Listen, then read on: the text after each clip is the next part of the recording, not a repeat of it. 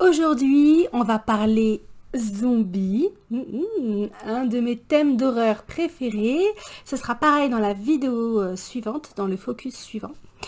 On va s'intéresser donc à deux ouvrages de Joe Schreiber sur les zombies dans Star Wars. Donc tout un programme. Alors, le premier volume, c'est celui qui est sorti dans l'ordre chronologique. Il s'agit de Death Troopers, donc de Joe Schreiber. C'est un livre qui est classé légende et qui est sorti en 2009 chez Del Rey et en 2016 chez Pocket, traduit par l'inénarrable Sandy Julien. Donc coucou Sandy au passage. La couverture du livre, du coup, qui va paraître par là pour couvrir cette beauté rouquine, parce que je n'ai plus le livre physique entre les mains, donc cette couverture est de Indica. Et l'édition française chez Pocket et compte 288 pages. Donc ça se lit très vite. Hein. Donc c'est un livre de zombies dans Star Wars, et le premier que Joe Schreiber ait commis. Je reviendrai sur l'auteur vers la fin de cette vidéo, mais par contre je vais pas le représenter dans la prochaine, hein, ça sert à rien. Donc dans le vif du sujet, l'intrigue. Donc là je vais rien vous spoiler hein, dans ce petit focus. Je vais me contenter de la 4e de couverture de l'édition française pour vous pitcher un petit peu ce livre. Donc on est un an avant l'épisode 4, avant Nouvel Espoir, c'est-à-dire un an avant que l'étoile de la mort n'explose et qu'on lance la chronologie officielle, donc celle avant la bataille de Yavin. Donc, on se trouve dans un vaisseau prison, vaisseau pénitentiaire très bien nommé le Purge. Donc déjà rien que ça, c'est tout un programme. Hein. Ce Purge qui, bien sûr, dans nos histoires de zombies, ça va de mal en pis, il se retrouve en panne au fin fond du cul de la galaxie où il y a rien. Voilà, pas un Ewok, pas un speeder, rien, la zone quoi. Et donc du coup, le seul truc qui passe à proximité, c'est là qu'ils auraient dû se méfier, c'est un croiseur interstellaire, un destroyer de l'Empire, apparemment à la dérive, qui ne répond pas quand on l'appelle, hein, mais bon, bah, nos loulous, donc le personnel pénitentiaire, il commence à avoir un peu les pétoches, parce qu'ils ont des gens pas très recommandables en cellule, hein, ils peuvent pas se permettre de rester plantés au milieu nulle part, quoi.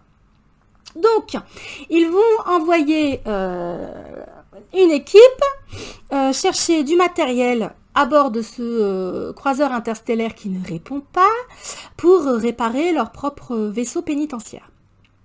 Et vous vous doutez bien que ça va partir en couille très vite. Donc ça c'est, vu la longueur du livre, on se doute bien qu'on va pas passer 36 plombes sur le setup. Hein. Voilà, on sait pourquoi on lit le livre, on est venu pour ça, donc c'est pas la peine non plus que l'auteur en fasse des caisses, quoi. Il l'a très bien compris. Donc une première équipe part récupérer du matos sur ce croiseur interstellaire qui ne répond pas.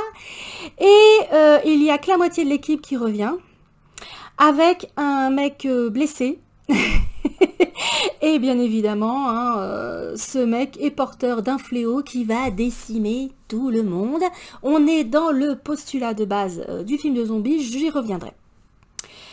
Une équipe va réchapper de ce qui se passe dans le vaisseau pénitentiaire et n'aura d'autre choix que de retourner sur notre croiseur interstellaire qui ne répond pas pour encore plus d'aventures, puisque vous vous en doutez, les morts vont se relever et ils vont avoir très faim. Alors, je vais juste vous donner mon avis hein, très rapidement. Donc c'est un bouquin que j'ai beaucoup aimé, même si je l'ai revendu, c'est pour ça que je ne l'ai plus à vous présenter. Je l'ai beaucoup aimé parce que j'adore les histoires de zombies. Hein. Encore une fois, ça fait partie dans tout l'univers du fantastique et de l'épouvante. Ça fait partie des archétypes que je préfère. Donc, du zombie, moi je suis toujours partante. Ça se lit très vite. L'ambiance est extrêmement soignée. Je dois reconnaître que Joe Schreiber, même s'il va très rapidement droit au but, etc., il a soigné l'ambiance. On est à bord de 2 vaisseaux. Donc c'est extrêmement claustrophobe. Je vous renvoie vers les visuels d'Alien, même Alien 2, hein, puisqu'à un moment donné il est question de se terrer pour que les bestioles vous tombent pas dessus. La saison 3-4 de The Walking Dead, où ils sont finalement retranchés dans une prison, lol. Donc vous voyez aussi il y a un lien avec ce vaisseau pénitentiaire. Bref, la mort peut vous guetter à n'importe quel coin de tunnel, de sas ou de cellule. Voilà, évidemment. Donc on va retrouver tous les poncifs du genre du film de zombies ou du récit de zombies. Et c'est un style qui est très visuel. Donc effectivement, quand je vous dis les visuels de telle ou telle série ou de tel film, c'est qu'on n'a aucun mal à se représenter ce qui se passe. Enfin voilà, c'est très très visuel. Donc il faut se barricader. Vous avez bien sûr des jump scares. Vous avez des salauds qui jettent les autres en pâture aux zombies pour gagner du temps et sauver leur peau, bien sûr. Vous avez forcément le thème de l'expérience scientifique qui a mal tourné. Et effectivement, quand nos loulous, pour la deuxième fois, sont obligés d'aller sur le vaisseau donc impérial abandonné, ils vont trouver des espèces de poumons qui respirent tout seuls dans des bocaux et des dossiers top secrets au nom de Blackwing. Donc apparemment le nom du projet de virus ou je sais pas quoi qui a mal tourné. Ça nous renvoie aussi vers Resident Evil, etc. Toutes les franchises de jeux, de films d'horreur, enfin voilà, vous avez l'habitude, de jeux d'épouvante. Donc l'expérience qui a mal tourné. Vous avez évidemment les effets de horde. Un zombie, c'est bien, quand ils sont 50, même s'ils vont à 2 à l'heure, on est dans la merde, surtout quand ils arrivent 2 partout en même temps. Voilà, donc les effets de horde. C'est assez gore. Je dois dire que là-dessus, j'ai pas été déçue.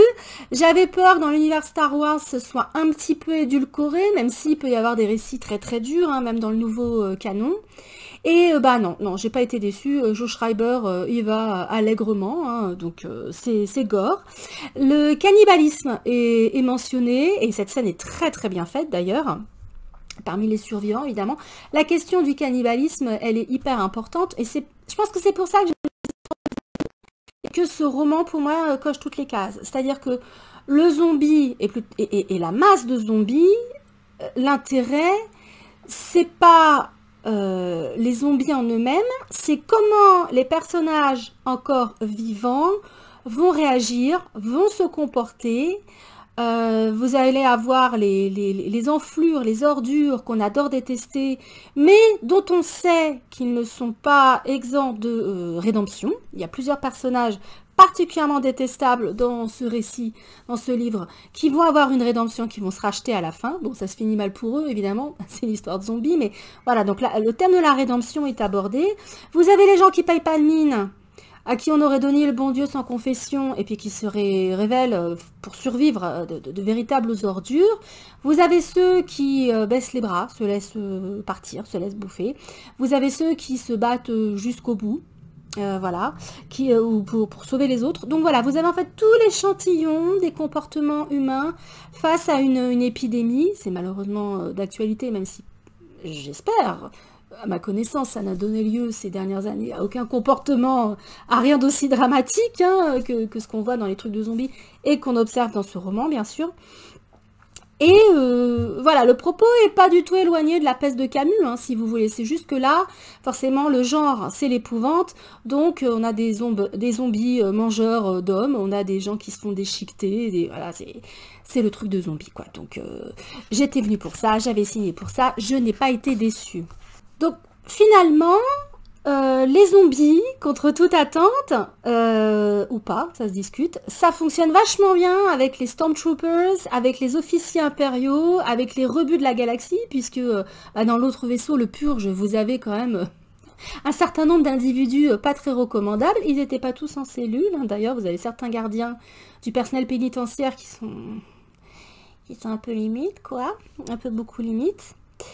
Mon seul souci avec ce récit, avec ce livre, le seul truc que je trouverais vraiment pas indispensable, c'est de faire entrer dans cette histoire 2 personnages très importants du Légende et du canon, en fait vraiment 2 personnages très importants de la saga Skywalker, dont on sait pertinemment qu'ils vont s'en sortir.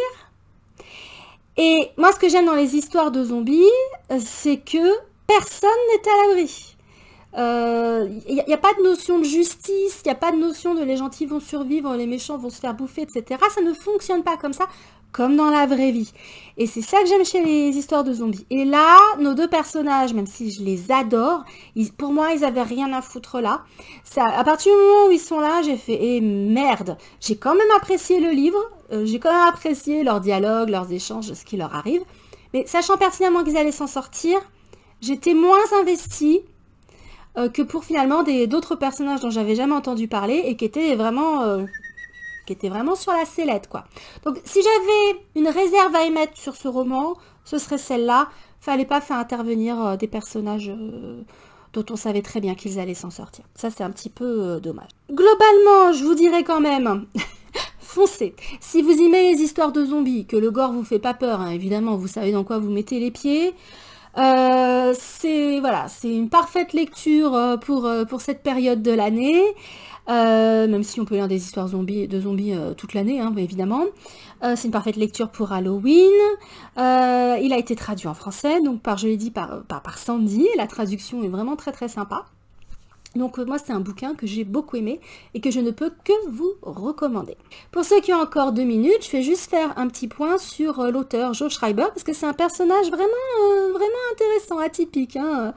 Donc c'est quelqu'un qui est né en 1969, et à côté de son activité d'écrivain, il a un vrai métier. En fait, il est opérateur en radiologie. Voilà, donc toute la journée, il bombarde les gens de rayons X pour savoir ce qui se passe à l'intérieur. C'est assez drôle. Donc il a commis pour Star Wars 2 romans de zombies. Celui-ci, donc Death Troopers, et celui dont je vais parler dans la prochaine vidéo qui s'appelle Moisson Rouge, qui a également été traduit en français. Et chose dont j'avais pas conscience en parlant de Joe Schreiber, donc un personnage encore une fois assez atypique, c'est qu'il a également écrit l'adaptation junior du film Solo, donc A Star Wars Story. Voilà, donc écoutez, moi tout ce que j'ai à dire, c'est que j'ai hâte que ce monsieur ou quelqu'un d'autre écrive encore des récits horrifiques pour Star Wars. On n'en a pas assez, et dans la galaxie très très lointaine, il y a de quoi faire. Et sur ce, je vous dis à demain pour la vidéo sur Moisson Rouge. Bye!